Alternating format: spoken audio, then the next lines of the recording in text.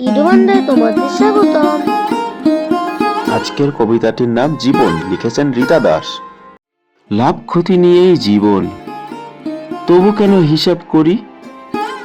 যোগ বিয়োগ গুণ ভাগ আর ফর্মুলায় খাতা ভরি। ভেতরে এ বুকে গভীর ক্ষত, তবু এগিয়ে চলি আমি। গভীর যন্ত্রণা এ বুকে, যেন ট্রেনের রংচটা কামরা। মধ্যবিত্ত আমি, চাই না তেমন কিছুই পেতে, একটু ভালোবাসা ছাড়া। প্রয়োজন নয়, চাই প্রিয়জন হতে।